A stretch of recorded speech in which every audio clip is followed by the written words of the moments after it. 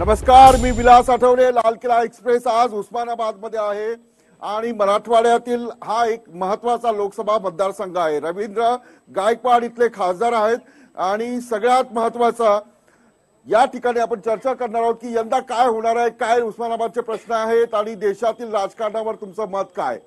आणि लाल किल्ला एक्सप्रेस संपूर्ण महाराष्ट्रात फिरून लोकांच्या मनात नेमकं काय चाललंय याविषयीचा अंदाज घेते आणि सर्वे करते. हा कुठलाही पोल नाहीये, पण हा थेट लोकांचा सर्वे आहे. या चर्चेत सहभागी होतात भाजपचे नितीन काळे, प्रदेश कार्यकारी सदस्य आहेत, शिवसेनेचे जितेंद्र शिंदे ज्येष्ठ नेते आहेत, राजाभाऊ शेरखाने कार्याध्यक्ष उस्मानाबाद काँग्रेस पक्षाकडून, राष्ट्रवादी काँग्रेसकडून युवराज नळे गटनेते नगर परिषद उस्मानाबाद, जो जीता वही सिकंदर असं पहिला आपण म्हणतो. त्यामुळे गेल्या 5 वर्षात या ठिकाणी शिवसेनेचा खासदार आहे.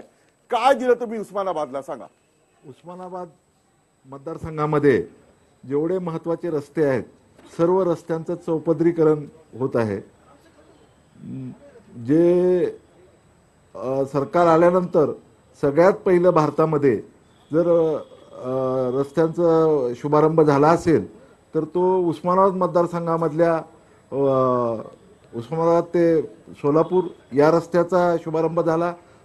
सोलापूर ते कर्नाटक बॉर्डर हैदराबाद रस्त्याचा शुभारंभ झाला. हे दोन्ही महत्वाचे मुद्दे आहेत. जी, हे दोन्ही महत्वाचे मुद्दे तुम्ही 5 वर्षात केले. मला शेतकऱ्यांच्या मुद्द्यावर काय केलं सांगा. शेतकऱ्याच्या मुद्द्यावरती सरकारने कर्जमाफी केलेली आहे. सरकारने या राज्य सरकारने सगळ्यात जास्त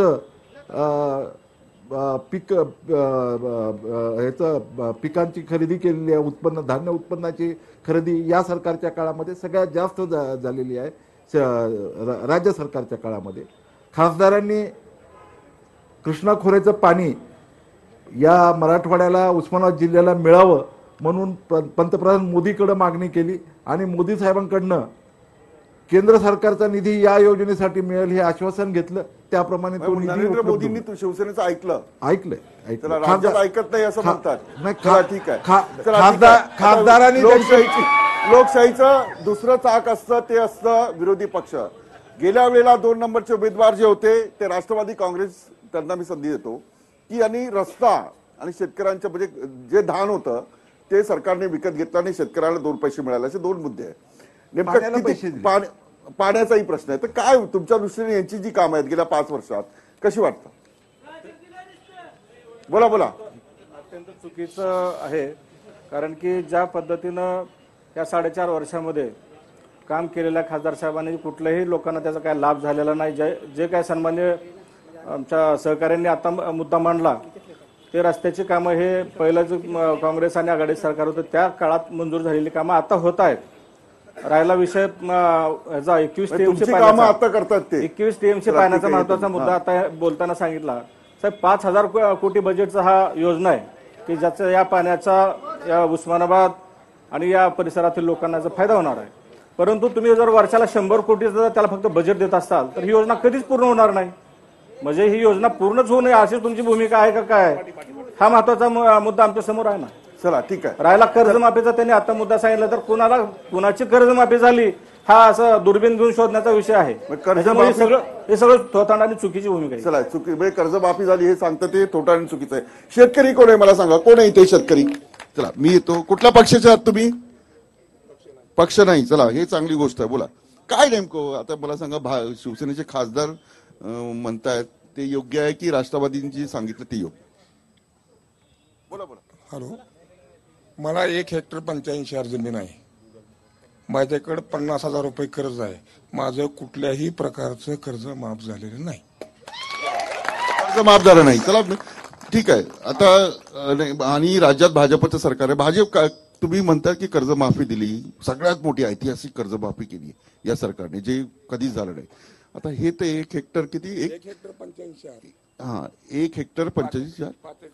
हा 5 एकर पेक्षा कमी आहे. हा का नाही मिळालं यांचं कर्ज? 50,000 कर्ज नाही माफ झालं.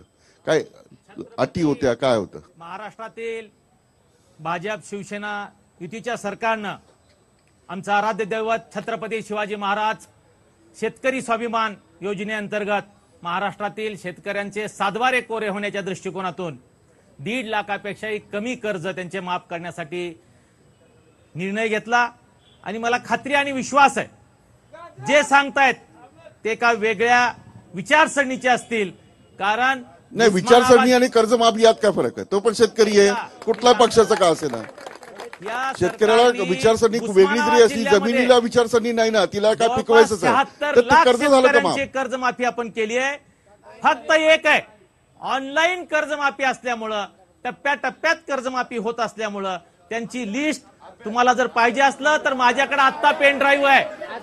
मागच्या युतीच्या सरकारनं मागच्या 4 वर्षात काय केलं याचा जर लेखाजोखा नाही, बघायचा एक असला, आपण छोटा मुद्दा घेतो. हा सगळ्या शेतकरी तुम्हाला काय होते सांगतो. म्हणतात की काय काय झालं सांगा. माझ्या कसल्याही प्रकारची कर्जमाफी झाली नाही. ऑनलाईन केलं होतं तुम्ही? ऑनलाईन केलेलं आहे. ऑनलाईन केलेलं आहे. काय त्रुटी काय सांगितलं? त्रुटी काहीच नाही. ग्रीन लिस्ट लागते म्हणतात, ग्रीन लिस्ट अजून लागलीच नाही. लिस्ट लागते. चला, लिस्ट लागते असं यांना उत्तर आहे. चला, आणखी कोण शेतकरी आहे? हा, तुम्ही शेतकरी आहात. काय काय पिकवता? किती एकर जमीन आहे? आम्हाला 4.5 एकर शेती आहे आणि सध्या आमच्या शेतात ऊस आहे. पण सध्या ऊसतोड चालू आहे आणि सर्व राजकारणी कारखानदार आहेत आणि मजुरा काम ऊसतोड कामगाराकडून आमची लूट होत आहे. ते एकरी 10,000 आणि 10 किलो चिकन मागत आहेत ऊस तोडण्यासाठी. आणि ह्याच्याकडे कुठल्या काय मागतात? 10 किलो चिकन प्रति एकरी आणि 10,000 रुपये. कोण मागतं? ऊसतोड कामगार आणि शेतकऱ्याला मागतात. अच्छा, ऊसतोड कामगार ऊस तोडायला चिकन मागतात, 10 किलो चिकन. 10 किलो चिकन आणि एकरी 10,000 रुपये मागणी करतात. आणि प्लस म्हणजे तो ड्रायव्हर देखील आम्हाला प्रत्येक खेपला एंट्री म्हणून 1,500 रुपये मागणी करतात. आणि ऊस आता शेवटच्या क्षणी जाण्याच्या क्षणात असल्यामुळे शेतकऱ्याला देणं भाग आहे आणि पाणी नुकसान होतं, म्हणजे शेतकऱ्यांचं नुकसान होतं. चला चला, हा बोला, तुम्हाला काय बोलायचं? आता ज्या शेतकऱ्यांनी सांगितलं की बाबा ऊस तोड कामगार आणि एकरी 10,000 रुपये मागतात, ते अगदी बरोबर आहे. ह्या सरकारनं शेतकऱ्यासाठी असेल किंवा विद्यार्थ्यासाठी असेल किंवा सर्वसामान्य जनतेचं शेतकरी शेतमजूर यांच्यासाठी काही दिलेलं नाही, फक्त घोषणा केल्या. माझ्या इथं माझ्या गल्ली फक्त काही केलं नाही, म्हणजे मी उत्तर घेतो त्यांच्याकडून. चला, हा, नाही थांबा. नाही, आता मी काँग्रेसचे जे आहेत हे काय हो, म्हणजे चिकन मागणं हे मागणं काय ठीक आहे, म्हणजे मेहनताना मागणं हे समजू शकतो मी. हे चिकन कुठून आलं उस्मानाबाद? प्रत्यक्ष त्यांना अनुभव आलेला असेल त्याच्यामुळे ते बोलत आहेत. हा, आमच्या पण नाही काय पण ते नेमकं त्यांचा ऊस जर घालवायचा असेल हा. तर ते शेतकऱ्याला मागणी करतात किंवा तुम्ही आम्हाला खाण्यासाठी ऊस काय जास्त झालाय, ऊस कामगार मिळत नाही. ऊस तोड जर पाहिजे असेल तुम्हाला, जर कारखान्याला एखाद्या ऊस जर घालायचा असेल तर तुम्हाला ते पैशाची डिमांड करतेच. हे सगळ्याला जग जाहीर झालेलं आहे. आणि एमआरपी प्रमाणे कुणाला हमी भाव दिलेला नाही. प्रत्येक कारखान्याची मनमानी चाललेली आहे. ह्या सरकारचं कुठल्याही कारखान्यावर, साखर कारखान्यावर कंट्रोल नाही. चला, साखर कारखान्याचा मुद्दा आहे, ठीक आहे. आता शांतपणे मी तुम्हाला एक मत विचारतो. थांबा, मी येतो. थांब 15 लाख यायचे आहेत. हा, थांबा. मला सांगा, या सरकारने साखर कारखान्याविषयी जी भूमिका घेतली 5 वर्षात ती योग्य आहे किती लोकांना वाटतं? अयोग्य होती? साखर कारखान्याचं शेतकऱ्यांचं नुकसान झालं असं किती लोकांना वाटतं? आणि चला, तुम्हाला काय बोलायचंय? सर, साखर कारखान्यांच्या बाबतीत घेतलेली भूमिका ही खरोखरच साखर कारखान्यांना उपदारी आणण्यासारखी नाहीच आहे. इथे साखर पडून असताना साखर आयात कशासाठी केली तोही मोठा प्रश्न आहे. त्यांचे बेसिक प्रश्न न समजून घेताना, त्यांना साखर कारखाना सुरू करताना सहकार्य न करता केवळ जाचक बंधनं घातली तर आधीच अवसानात चाललेले कारखाने बाहेर कशी येणार? सहकार बुडत असताना तो बाहेर कसा येणार? त्याला हात देणं गरजेचं आहे सरकार. त्याच्या दृष्टीने त्यांचे काहीच पाऊल नाहीये. आणि शेतकऱ्यांच्या बाबतीत सुद्धा त्यांना बी बियाण्यांची, खतं पुरवण्याची ह्यांची कोणतीही जाऊन बांधावरची सेवा उपलब्ध नाहीये. शेतकरी बाहेर कसा येणार? आणि आणखीन एक प्रश्न त्यांनी 21 टीएमसी पाण्याचा, मी आणखी काही लोकांना विचारतो, म्हणजे पाण्याच्या प्रश्नावर मी येतो. तुम्ही कुठल्या पक्षाचे आहात तुम्ही? नाही, आता हे जे सुरू आहे साखर कारखाना, हा सगळा मोठा पट्टा आहे ना साखर कारखान्याचा. सरकारची धोरण योग्य आहे असं का? चला, तुमच्याकडे येतो मी. नाही शेतकरी हा साखरेवर बोलायचं. मी येतो तुमच्याकडे नंतर. मला एक आवर्जून मुद्दा सांगायचा आहे की शिवसेनेला दुसऱ्या देशात पाकिस्तानचे कलाकार आले बोंबलत बसतात, त्यांना जमत नाही. पाकिस्तानचा एखादा खेळाडू क्रिकेट खेळायला आला त्याच्या नावानं खडे पडतात. पण लाज वाटली पाहिजे पाकिस्तानचा कांदा घेताना आणि पाकिस्तानची साखर घेताना मात्र तुम्ही शांत बसता. हा माझा सवाल आहे की साखर तुम्हाला मी विचारतो का पाकिस्तानचा कांदा चालतो, कलाकार चालत नाही. तुम्ही कोण, काय काय करतात? हा शेतकरी आहे, थोडं पुढे या इकडे. हा बस. मोदी साहेब पहिल्या प्रचार सभेत म्हणले सगळ्या शेतकऱ्याचं कर्ज माफ करू. कुणालाही गाजर सुद्धा मिळालेलं नाही, शेतीमालाला भाव नाही, शेत सोडून आम्हाला पुण्या मुंबईला जायची पाळी आली. आणि आता ही हरभऱ्यात आम्ही ज्वारीची हिरवट टाकता अशी ही आली पाहिजे. सर सगळं काँग्रेस आणि राष्ट्रवादीच येणार आणि आम्ही निवडून. काँग्रेस म्हणजे काँग्रेसचे दिसतात. चला ठीक आहे, मी भाजपच्या एका कार्यकर्त्याला संधी देतो. ठीक आहे, आता हा महत्वाचा मुद्दा म्हणजे इथे ऊसतोड कामगार आहे, शेतकरी कामगार आहे, ऊस पिकवतो आणि त्याच्यावर त्याची उपजीविका चालते. आता हे सगळे मुद्दे उपस्थित झालेत. तुम्ही खासदार आहात, राज्यातही तुमचं सरकार आहे, केंद्रातही आहे. हे नीट का करता आलं नाही? म्हणजे पैसा जो आहे ऊस काढल्यानंतर जो नीट पैसा मिळाला पाहिजे, साखर कारखान्याकडून मिळाला पाहिजे, हे का नाही झालं? आणि कांदा मी विचारतो, नाही, कारखाने राष्ट्रवादी आणि काँग्रेसवाल्यांचे कारखाने आहेत. त्यांच्या कारखान्यामध्ये काय भूमिका आहे? ऊस तोडी कामगारांकडनं पैसे घेतले जातात का नाही हे स्पष्ट व्हावं. कारखाने बहुसंख्यानं राष्ट्रवादी आणि काँग्रेसचे कारखाने आहेत. या लोकांनी कारखान्यामध्ये भ्रष्टाचार करून कारखान्याची टोटल यंत्रणा बिघडवून टाकलेली आहे. ठीक आहे, बोलतात बोलू द्या. थांबा, येतो मी. बोला. पूर्ण उस्मानाबाद मतदारसंघामध्ये राष्ट्रवादी आणि काँग्रेसच्या ताब्यामध्ये सहकारी कारखाने म्हणून तुम्ही लक्ष नाही दिलं का? नाही म्हणून लक्ष नाही दिलं. त्यांचं जरी सरकार असलं म्हणून तुम्ही लक्ष दिलं नाही का? साखर कारखानी सहकार याच्या नाड्या आवडण्याचं काम भाजप आणि सेनेच्या सरकारने केलंय असा आरोप केला जातो. आज 39 कारखान्यांना FRP प्रमाणे भाव दिला नाही म्हणून आजच साखर आयुक्तांनी नोटीस दिलेली आहे. आजच दिलेली आहे. आणि मला नाही आता त्यांचा एक प्रश्न जिल्हा बँक आणि कारखाने याची जबाबदारी ज्यांच्या ताब्यामध्ये होती त्यांची आहे किंवा नाही मला हे सांगा. त्यांचीच असली पाहिजे. खूप साधा प्रश्न होता. पाकिस्तानचा कांदा चालतो, शिवसेनेला पाकिस्तानचा कांदा चालतो पण कलाकार चालत नाही. आता तुम्ही म्हणाल की कारखाने त्यांचे आहेत आणि तुम्ही लक्ष देत नाही, हे कसं काय? कांदाच नाही आपल्याला ज्या वस्तू लागतात त्या वस्तू गेल्या 50 वर्षापासून 70 वर्षापासून वेगवेगळ्या देशाबरोबर करार करून आयात करायची आपली पद्धत आहे. ती करार करून आयात करायची पद्धत आहे. मी ब्रेक घेणार आहे पण एक सगळ्यात महत्वाचा, उद्या केंद्र सरकार आपला अर्थसंकल्पीय अधिवेशन सुरू करताय आणि बजेट सादर करताय. सगळ्यांचा अत्यंत महत्वाचा घरगुती प्रश्न आहे. या बजेटमध्ये उस्मानाबादच्या लोकांना काय वाटतं ही चर्चा एका ब्रेकनंतर पुन्हा एकदा स्वागत. लाल किल्ला एक्सप्रेस उस्मानाबादमध्ये उद्या केंद्र सरकार आपला बजेट सादर करणार आहे आणि उस्मानाबादच्या लोकांना बजेटमध्ये काय पाहिजे हा चर्चेचा माझा मुद्दा आहे. मला सांगा, तुम्ही काँग्रेसचे कार्यकर्ते, राष्ट्रवादीचे, काँग्रेसचे, हा एक झाला, भाजपवाला झाला होता एक. हा काय उद्या बजेटमध्ये काय पाहिजे? सर्वां बजेटचं मला त्याचं की देणं घेणं नाही. मला बजेट मला एक तुम्हाला प्रश्न करायचा आहे, मीडियाला प्रश्न करायचा आहे. ही जी नेते मंडळी आहेत ना, त्यांच्या मान्यवर नेते लोक का आले नाहीत? तुम्ही चला ठीक आहे बसा तुम्ही बसा. कोण आहे? चला तुम्ही बोललात. हा बजेटमध्ये काय अपेक्षित आहे? बजेटमध्ये शैक्षणिक दृष्टिकोनातून 3 वर्ष झाले तर म्हणजे कुठली शिष्यवृत्ती मिळालेली नाही, फक्त मंजूर झाली म्हणतात. समाज कल्याणच्या खात्याला विचारलं जातं तर कॉलेजच्या ट्रान्सफरला झाली म्हणतात, पण कॉलेजला विचारलं तर तिकडून आलेले नाहीत म्हणतात. अजून शैक्षणिक दृष्टिकोनातून जी मागासवर्गीयांना जी शिष्यवृत्ती मिळणार आहे किंवा ABC सवलत जी मिळणार आहे, फॉर्म 4 वेळा भरले जातात. एकदा स्टॅम्प आणा म्हणतात, एकदा डबल घेतात, एकदा DBT पोर्टल मध्ये एवढा घोटाळा म्हणतात की एकदा तर ट्रान्सफर म्हणजे पैसेच मिळत नाहीत. थांबा. चला ठीक आहे. तुम्ही शिक्षकांचे प्रश्न, उद्या बजेट होत आहे, ठीक आहे. आता तुम्ही घरही चालवता. शैक्षणिक क्षेत्राबद्दल मी बोलणार आहे. शासनाचा नाकर्तेपणा किती महत्वाचा आहे, माझा प्रश्न सिरियसली सत्ताधाऱ्यांनी ऐकून घ्यावा. मी एका नामांकित संस्थेमध्ये प्राध्यापक आहे. एका अनुदानित संस्थेवर एक शिक्षक निवृत्त झाला की त्याच्या जागेवर दुसरा शिक्षक नियुक्त केला जातो आणि खात्याची मान्यता मिळाली की त्याला दुसऱ्या दिवशी पेमेंट चालू होतं. महाराष्ट्रातल्या 4.5 वर्षापासून अशा कितीतरी लोकांना आणखीन पेमेंट चालू नाही. बजेटची प्रोव्हिजन आहे, सगळं तयार आहे. भाजपला विचारू आपण बजेटची प्रोव्हिजन. चला हा बोला.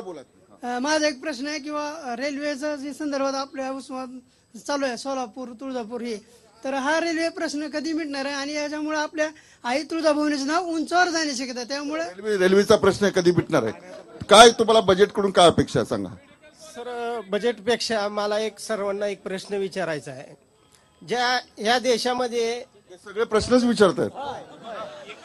स्वातंत्र्य झाल्यापासून या देशामध्ये अनेकांनी सत्ता भोगलेल्या आहेत, परंतु ह्या 4.5 वर्षामध्ये मानवापेक्षा या सत्तेमध्ये जनावराला जास्त महत्व दिलेलं आहे. इथल्या गोरगरिबाच्या रोजगारापेक्षा हागणदारीला फार महत्व दिलं जातं. हागणदारी ही महत्वाची आहे, ही मान्य आहे, पण ती संत गाडगे बाबासारखी असावी. परंतु या देशामध्ये आम्ही विचारतोय आम्हाला रोजगार द्या, हे म्हणतात आम्ही तुम्हाला हागणदारी दिली. ठीक आहे, रोजगार नाही दिला असं तुमचं म्हणणं आहे. ठीक आहे. मला सांगा, गेल्या 5 वर्षामध्ये उस्मानाबादमध्ये रोजगार निर्माण झालाय असं किती लोकांना वाटतं? हात वरती करा. नाही झाला एकही हात. भाजपचा तरी हात वरती आहे की नाही? रोजगार निर्माण झाला? नाही झाला. रोजगार निर्माण नाही झाला. एक छोटासा ब्रेक. पुन्हा ही चर्चा सुरू होणार आहे रोजगारावर एका ब्रेक नंतर. पुन्हा एकदा स्वागत. मी आहे उस्मानाबादमध्ये. एक महत्वाचं स्थानिक प्रश्नही असतात आणि देशात चर्चेला आलेले प्रश्नही मतदारांसाठी महत्वाचे असतात, राजकीय पक्षांसाठी महत्वाचे असतात आणि राजकीय पक्षाचे जे नेते आहेत तेही लोकसभा निवडणुकांमध्ये खूप परिणामकारक असतात. मी एक प्रश्न तुम्हाला विचारतो. आपण पंतप्रधान जो बनवतो तो स्वच्छ असावा, चांगला काम करणारा असावा, अशा प्रकारचं एक मत आपलं तयार होतं. नरेंद्र मोदींचं 5 वर्ष काम पाहता नरेंद्र मोदी पुन्हा पंतप्रधान व्हावेत असं किती लोकांना वाटतं तुम्हाला?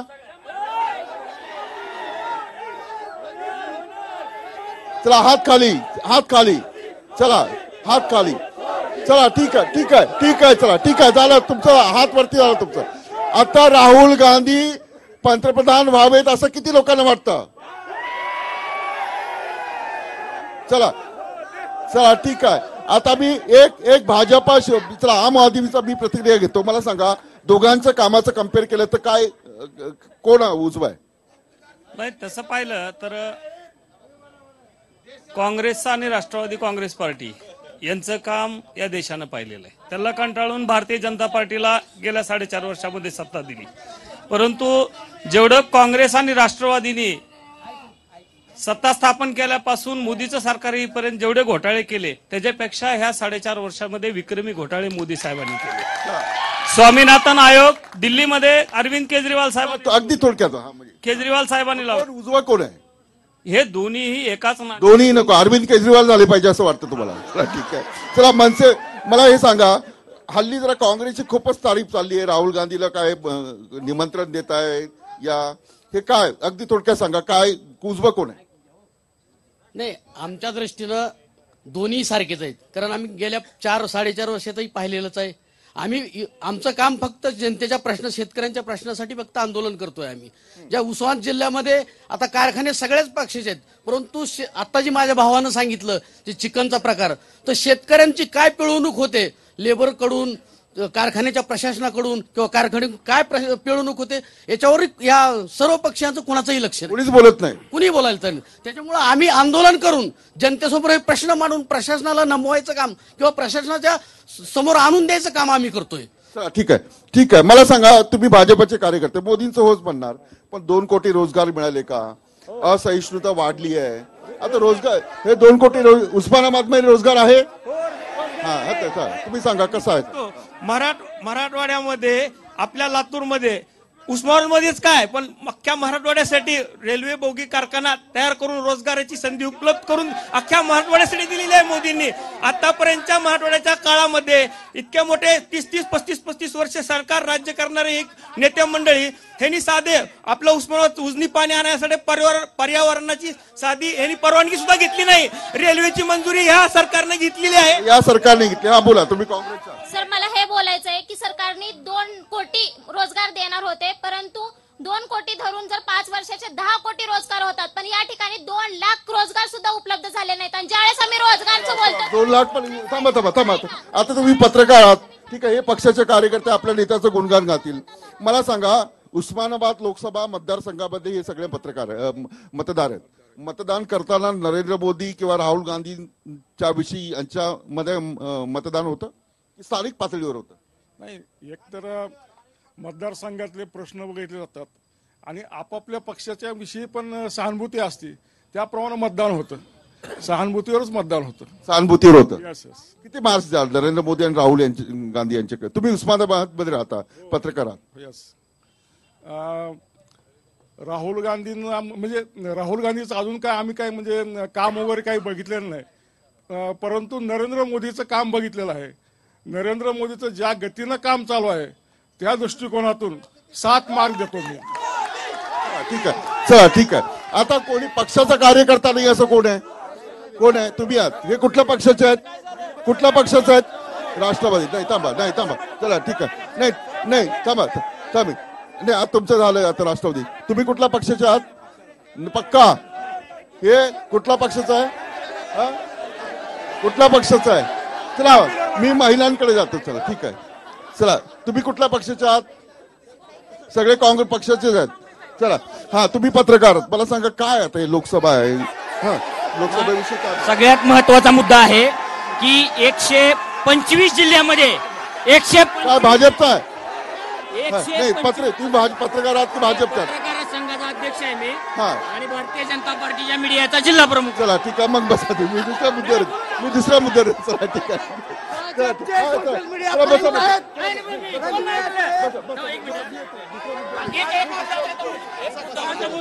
चला, मी आता नेत्या माध्यमांकडे जातो. मला सांगा, रोजगाराच्या संदर्भात यांनी अनेक प्रश्न उपस्थित, भाजपचा एकाही कार्यकर्त्याने हात वरती नाही केला. काय म्हणजे रोजगार का निर्माण झाला? मोदी सरकारच्या माध्यमातून विकासाची गंगा उस्मानाबाद धाराशिवला आली आहे. या ठिकाणी मी सांगू इच्छितो की सगळ्यात जास्त मोठ्या प्रमाणात नॅशनल हायवेची कामं या उस्मानाबाद जिल्ह्यात होत आहेत. उस्मानाबाद जिल्ह्यातील 8ही तालुके राष्ट्रीय महामार्गावर आलेत. निजाम काळापासून बहुचर्चित असलेली उस्मानाबाद तुळजापूर सोलापूर रेल्वे, या रेल्वेला 1000 कोटी रुपयापैकी 500 कोटी रुपये महाराष्ट्र सरकार आणि 500 कोटी रुपये केंद्रातलं उद्याच्या अर्थसंकल्पामध्ये आमची रेल्वे मंजूर होते. त्याचसोबत रोजगाराच्या संधी आता सांगत आहेत नाही. सहकार जिल्ह्यातला सहकार कुणी खाल्ला? सहकार मोडीत कुणी खाल्ला? साखर कारखाने कुणाचे आहेत?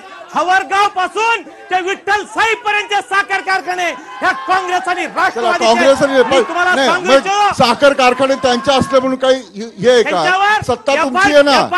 माध्यमातून सत्ता तुमची आहे, तुमची सत्ता आहे ना. मग जे कारखानदार चिकन मागतात त्यांना येणाऱ्या काळात पोटातनं चिकन उतरायची ताकद आमच्या युतीच्या सरकारमध्ये. ठीक आहे. मी आता पुन्हा मला हे सांगा की रोजगाराच्या संदर्भात ते म्हणतात की 500 कोटी, किती 500 कोटी रेल्वेला आणले ना, 500,000. हा प्रकल्प कुठपर्यंत आलाय आता? एकदम चुकीचं बोलतायत ते. मला एक सांगायचं, आपण जे पहिल्यांदा शेतकऱ्याचं कर्जमाफीचं बोलला होता, कर्जमाफी करावी तर ती शरदचंद्र पवार साहेबांसारखी करावी. कर्जमाफी करण्यासाठी तुम्हाला बायकोला सोबत घेऊन ऑनलाईनच्या लाईनीमध्ये लावायचं घोर पाप ह्या भाजप सरकारनं आणि सेनेट सरकारनं केलेला आहे. दुसरा महत्वाचा मुद्दा आपण जो बोलला होता सर, पंतप्रधान पदासाठी आपण राहुल गांधी आणि मोदी पैकी कोण चांगला असा विचारला? साहेब, हा प्रश्नच मुळात चुकीचा, हा राज्यघटनेचा अपमान आहे असं माझं मत आहे. कारण निवडून आलेले जे संसद आहेत ते बहुमतानं पंतप्रधान ठरवतात, परंतु कुठल्या तरी एका माणसाला तुम्ही पुढे करता. तोच लोकसभा, तीच विधानसभा, जिल्हा परिषदला बी तेच नाव, ग्रामपंचायतला बी तेच नाव. ही काय पोर खेळावला का राज्यघटनेचा? चला मग हे कारखाने जे म्हणतात तुमच्या ताब्यात आहे, ताब्यात जरी असले तर ताब्यात असणं हा काही चूक नाहीये, पण तिथे नियम पाळले जात नाही, कामगारांची पिळवणूक होते, शेतकऱ्यांची होते, असा आरोप थेट करतात ते. चुकीचा आरोप आहे, कारण कारखान्याचं वाटोळं देखील ह्यांनीच केलेला. नंतर भांगार सुद्धा विकून खाल्लं, भांगार सुद्धा ठेवलं नाही कारखान्याचं.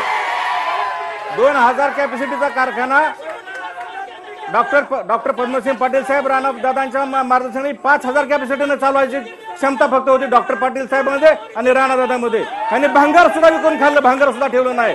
शेतकऱ्याची वाट लावायचं काम जर कोणी केलं असेल तर या सेना भाजपच्या नेतृत्वाने केलेलं आहे. चला ठीक आहे. आणखी एक महत्वाचा मुद्दा आहे. नाही आता हा थांब चला हा काय बसा तुम्ही बसा. हा कुठल्या पक्षाचे आहे तुम्ही नक्की?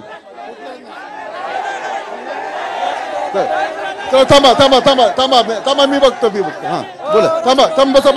बसा मी हा काय आता हे सगळं सुरू आहे साहेब. राहुल गांधी पंतप्रधान झाला तर आम्ही जीवनामध्ये सुखी होऊ शकतो. हे सुखी होतील राहुल गांधी पंतप्रधान झाला तर. चला ठीक आहे. हा काय आणखी लोक नाही उस्मानाबाद मध्ये आता ही चर्चा झाली म्हणजे पाण्याचं झालं, रेल्वे झालं, आणखी काय प्रश्न आहेत? म्हणजे आरोग्य कसं आहे सांगा, हॉस्पिटलची अवस्था कशी आहे? अतिशय वाईट अवस्था आहे. आणि दुसरा महत्वाचा प्रश्न म्हणजे इथली ते MIDC उस्मानाबाद.